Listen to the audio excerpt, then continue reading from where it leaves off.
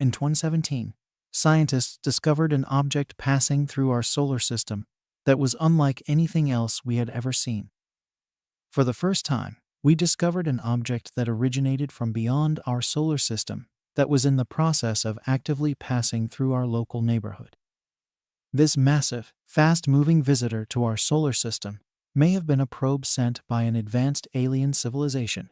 At its closest approach, it came inside even the orbit of Mercury and was discovered a mere 23 million km from Earth, closer than any other planet ever gets to our world.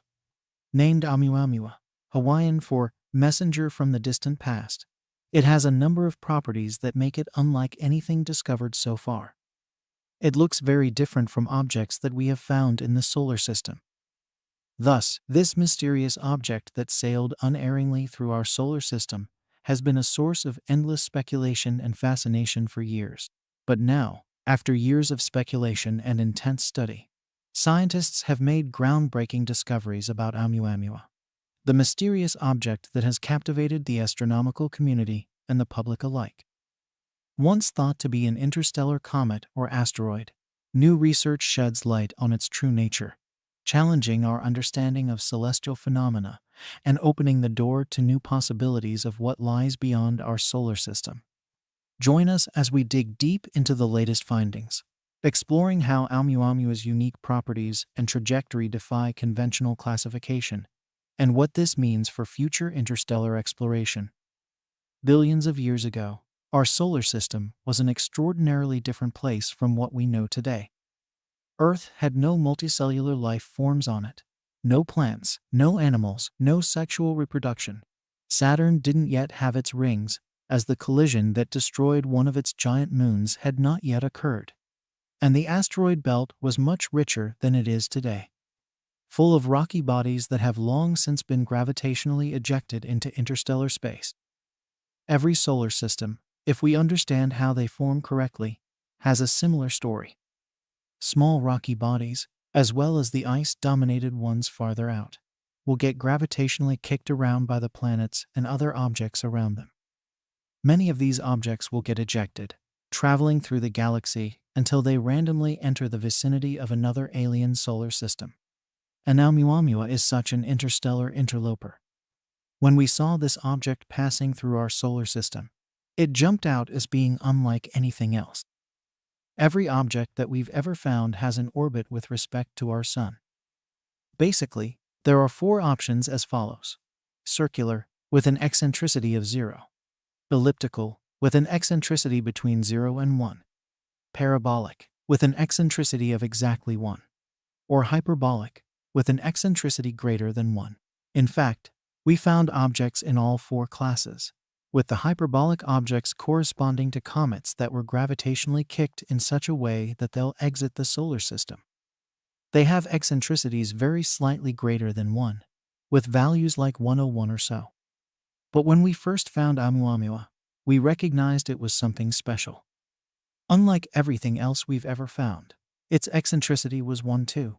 Another way to understand why it was so extraordinary is to look at its speed on its way out of the solar system. If you were a Kuiper belt object that interacted with another massive world out beyond Neptune or got perturbed by Neptune itself, you could gravitationally unbind it from our solar system, giving it a hyperbolic orbit. But its maximum speed upon exiting the solar system would be on the order of 1 km. Same deal for an asteroid perturbed by Jupiter. It could reach speeds of a few kilometers per second upon leaving the solar system, but not greater. For Oumuamua, when it leaves the solar system, its speed will be 26 km, an impossibly large number for something originating within our local neighborhood. In other words, it must have an extrasolar origin. This object had to come from interstellar space, from another star system that likely ejected it. There should be many billions of these objects, at least for every single star in our own galaxy. It's extraordinarily likely that many of these objects pass through our solar system on an annual basis, but we've never detected them before until Oumuamua. As it came through the solar system, it passed interior to Mercury's orbit, extremely close to the Sun. Because our telescopes rarely scan very close to the Sun, We didn't actually discover it until it had crossed to the other side of Earth's orbit, when it was already on its way out of the solar system. We found it when it was at nearly its closest point to our world, at a distance of just 23 million kilometers, around 60 times the Earth-Moon distance. It was moving incredibly fast at closest approach, reaching a maximum speed of 88 km/s, about 3 times as great as the speed at which Earth orbits the Sun. And yet, for all of this, we were incredibly lucky to pull it out of the data.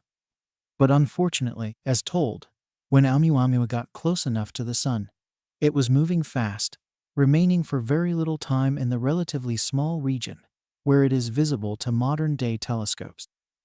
As a result, astronomers were able to record data on Oumuamua for only a brief period of time, and now they are working with what data they were able to gather over the course of just a few months to learn all they can about this strange interstellar interloper. At first, observers assumed Oumuamua, which is about 800 meters long and about 80 meters wide, was an asteroid. But in a Nature paper led by Marco Micheli, astronomers reported that Oumuamua was not moving as it should. Instead, it showed a really strong non-gravitational acceleration, which means its motion indicated that gravity was not the only thing dictating its path. According to Karen Meach of the Institute for Astronomy at the University of Hawaii, there were a number of things that can cause acceleration in that direction.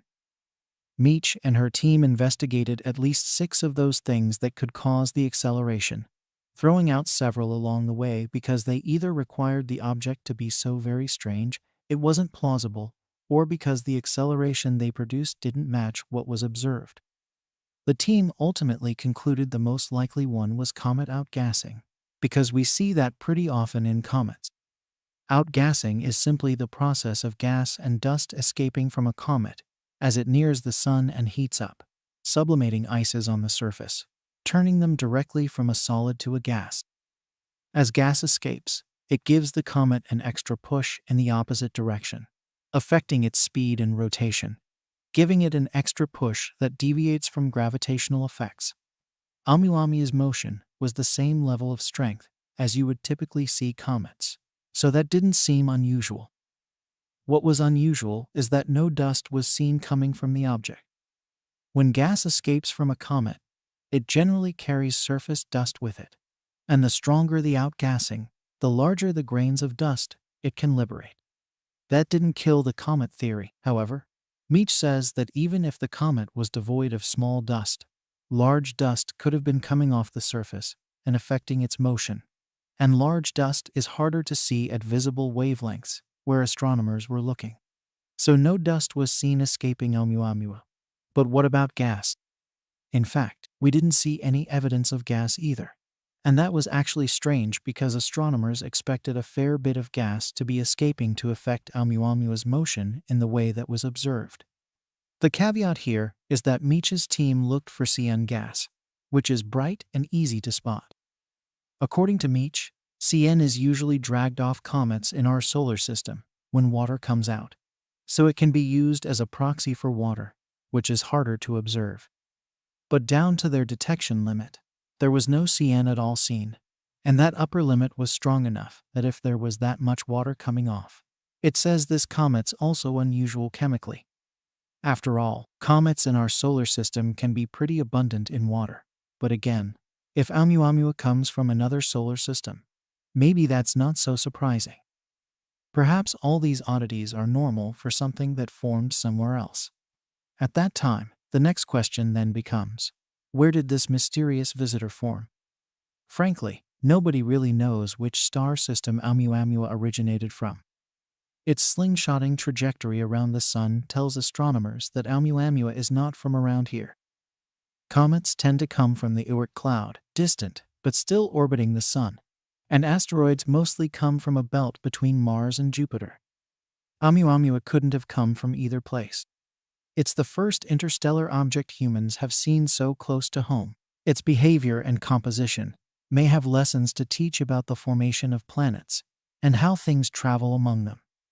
Whatever Oumuamua really is, even if it's not aliens, is pretty amazing. So why do people hope it's aliens too? That's the metaphor part. that in addition to being a scientific marvel, Oumuamua might be a harbinger of a grander, numinous universe. Before it showed up, scientists thought interstellar objects were vanishingly rare. As the great philosopher Douglas Adams once wrote, "You just won't believe how vastly, hugely, mind-bogglingly big space is, even if we humans are not alone. That bigness makes running into someone else out there highly improbable." But the fact that Oumuamua crashed our eclipse party suggests that interstellar objects are pretty common, on the order of stopping by once every 30 years or so. That's wild. Measurements of Oumuamua's brightness and reflectivity suggest an elongated shape like a cigar, which some researchers think is the result of being knocked out of another solar system, while stretched by the gravity of a Jupiter-like gas giant. The questions about Oumuamua, though, are even more exciting. If it is an asteroid, why is it in a weird comet-like orbit? If it's a comet, why doesn't it have a tail? Why isn't it outgassing like comets do?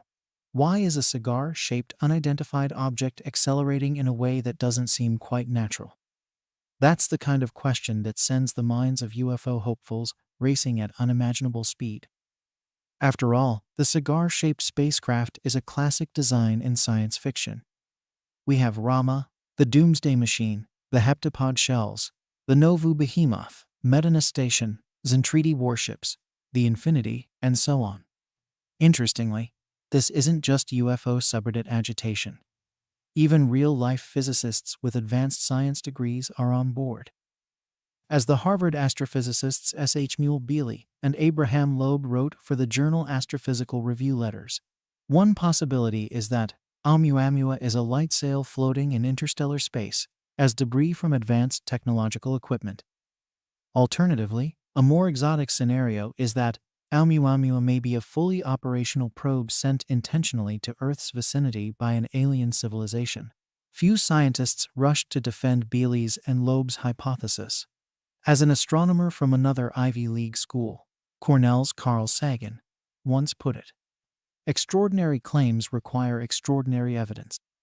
And no one is flying to Oumuamua anytime soon to find out it has left the building where building equals the solar system. Loeb, one hastens to point out, has a stake in this hunt. He is chair of the advisory committee for Breakthrough Starshot, a program to build a solar sail-powered spacecraft like the one Loeb thinks Oumuamua could be, funded by the Kremlin-backed venture capitalist Yuri Milner. But that doesn't mean Loeb is wrong. As Loeb told the Israeli newspaper Haaretz, "Imagine if cavemen had been shown the smartphone you're using to record me, what would they have thought about this special rock?" Now imagine that Oumuamua is the iPhone, and we are the cavemen. Imagine scientists who are considered the visionaries of reason among the cavemen looking at the device and saying, "No, it's just a rock, a special rock." But a rock. Where do you come off claiming it's not a rock? Look, it's not that scientists don't want to find aliens. Instead, they really, really do. Present-day astronomers are using sophisticated equipment to listen farther and peer deeper into the universe than ever before to find evidence of our cosmic neighbors. From detecting unexplained radio signals to investigating the atmospheres and liquid water on distant worlds. How are scientists searching for signs of extraterrestrial life? Well, first off, you have to know that for an alien-seeking scientist, life means any living form, including microbes. Even the smallest microbe living on a distant exoplanet, a planet orbiting a star other than our sun, could still broadcast a chemical signal that would be visible to sensitive telescopes in the form of atmospheric gases that probably wouldn't be there in the absence of life. One of the atmospheric gases astronomers are searching for in exoplanets is oxygen, which is plentiful in Earth's atmosphere because it is continuously being replaced by plants through photosynthesis. However, the presence of unusual atmospheric gases doesn't necessarily mean that something living is generating them, Lopez Morales added. For instance, sulfur molecules could come from active volcanoes. For oxygen, there are at least 2 or 3 ways to produce it that involve irradiation in the ultraviolet light coming from stars. But we know that oxygen appeared on Earth because life appeared on Earth. Of course, even if these chemical signatures can be detected, There's no way to tell what forms of life are producing the signal, and what type of exoplanet is a good candidate for life. Our familiarity with our own world nudges efforts toward those that resemble Earth, a rocky planet with a thin atmosphere and surface water.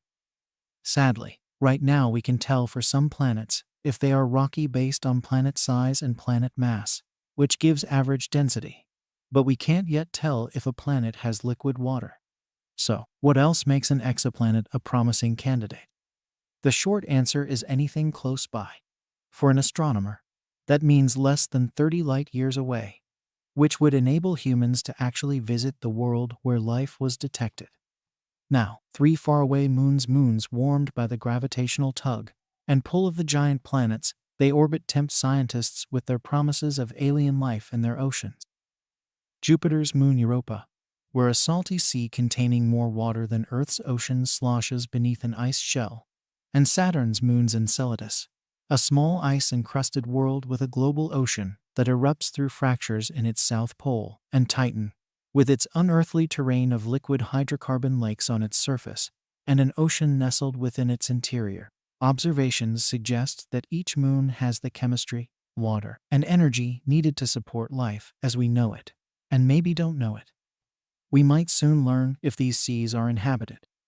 A European Space Agency spacecraft called JUICE is on its way to the Jovian system to surveil the giant planet and its icy moons, including Europa. Late in this year, NASA's Europa Clipper spacecraft will also set sail for Europa on a quest to solve the mysteries of its crust and salty sea. And later this decade, the U.S. Space Agency's Dragonfly mission will send an octocopter to Titan, carrying a suite of instruments that could detect signs of life on the hazy moon's surface. Missions to Enceladus are being planned, too. It is, says Morgan Cable of NASA's Jet Propulsion Laboratory, a really exciting time to be a planetary scientist. We could, for the first time in human history, find life somewhere else. But scientists aren't just looking for signs of extraterrestrial life. They're also listening for them. For nearly 3 decades, SETI, the Search for Extraterrestrial Intelligence Institute, has conducted research to understand the origins of life in the universe and to detect and analyze evidence of life emanating from places other than Earth. This effort includes investigations of microbial life within our solar system, such as on the surface of Mars or under the icy crust of Jupiter's moon Europa. SETI scientists are also monitoring the universe for signals in light or radio wavelengths that originate far away and could be signs of technologically advanced alien life. Theoretically, anyone doing regular radio astronomy, gaping at supermassive black holes, for instance, could stumble upon one of these seemingly non-natural radio signals. But it's very unlikely. This sort of radio astronomy requires opening your instrument's mechanical ears to a huge range of frequencies. Looking for a radio technosignature means very carefully searching for signals amid the storm of natural noise. Fortunately, contemporary radio SETI searches leverage the power of supercomputers and, increasingly, machine learning programs to simultaneously twiddle the dials of many different radio receivers, scouring for narrowband signals of interest. But lest we forget, space is gargantuan. Even if signal searches are more efficient these days, there's a lot of space to peruse. And most SETI researchers won't always do targeted research. For example, listening in on tranquil stars known to have potentially habitable rocky worlds orbiting them. Either way, as Jean-Luc Marget, a radio astronomer and technosignature researcher at the University of California, Los Angeles, says, you don't know what an advanced civilization would do. They might build a radio beacon far from their homeworld, perhaps around a more hostile star, one they monitor remotely. Thus, the best approach is to look over the entire celestial sphere. If we are lucky, there may be a way to cut some corners. The most abundant stuff in the universe is hydrogen. Hydrogen gas is everywhere, and it naturally produces radio emissions at a specific frequency, 1E420 MHz. Other astronomy practicing civilizations would almost certainly know this and realize that other civilizations would also know this.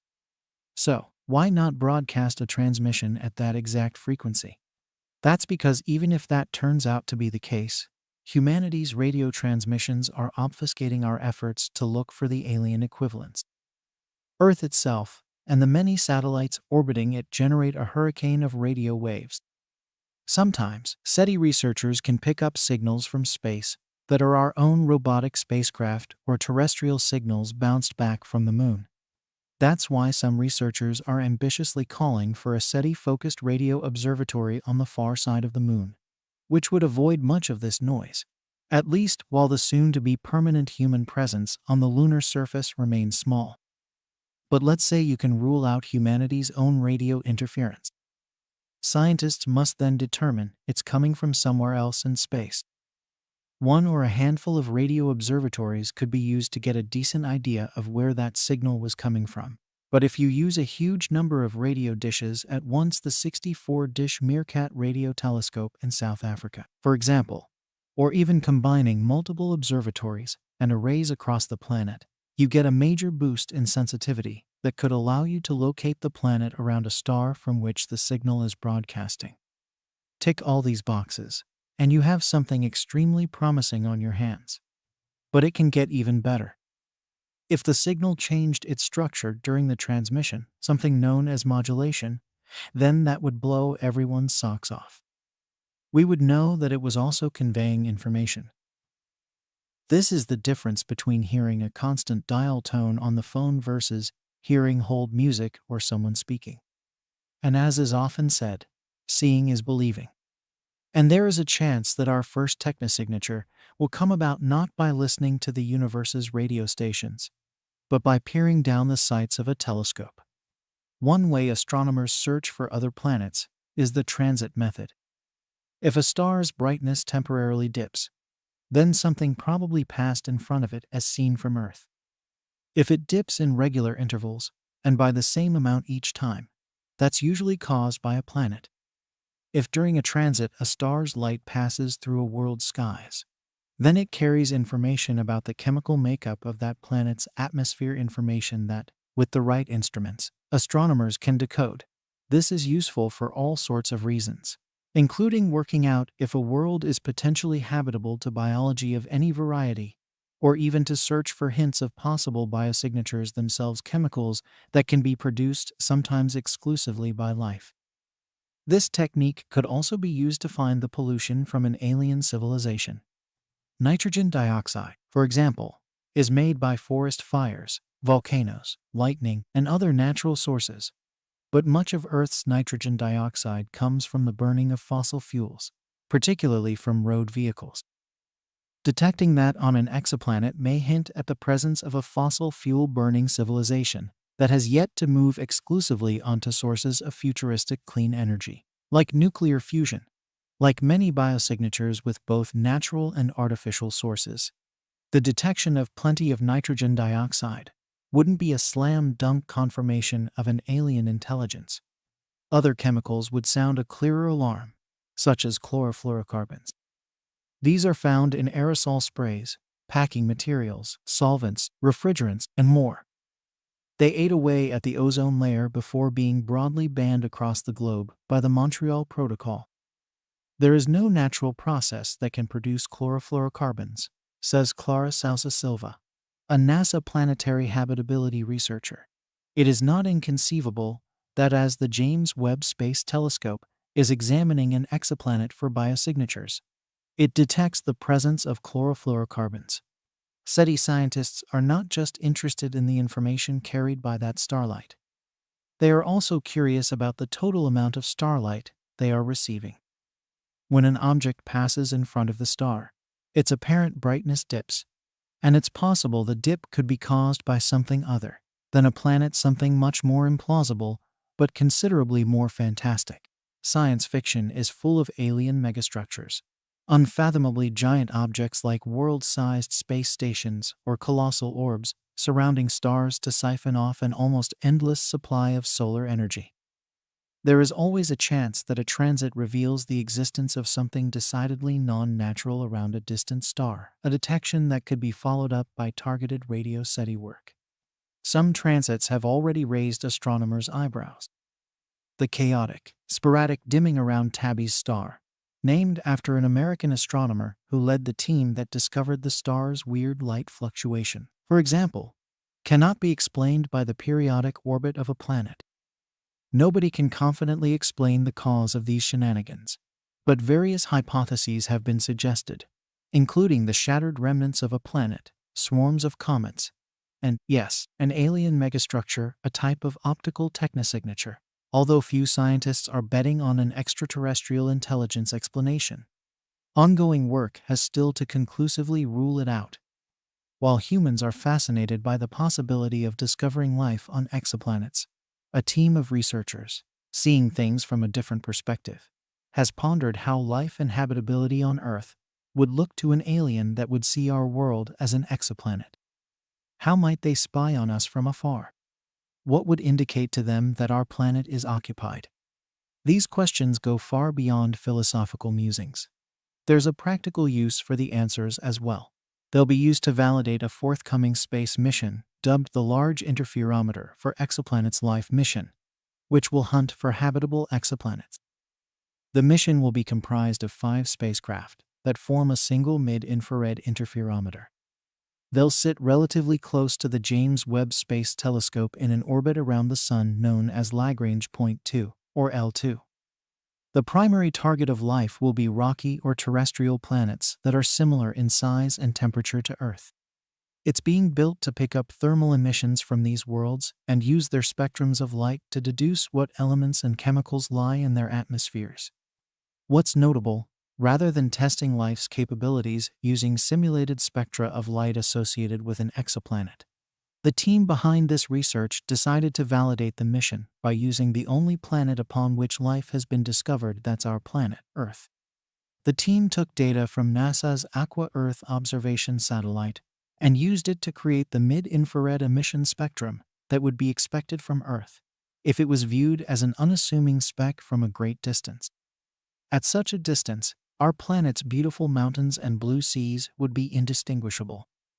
The team then averaged out the spectra and considered how the result would be impacted by seasonal fluctuations and our planet's geometry.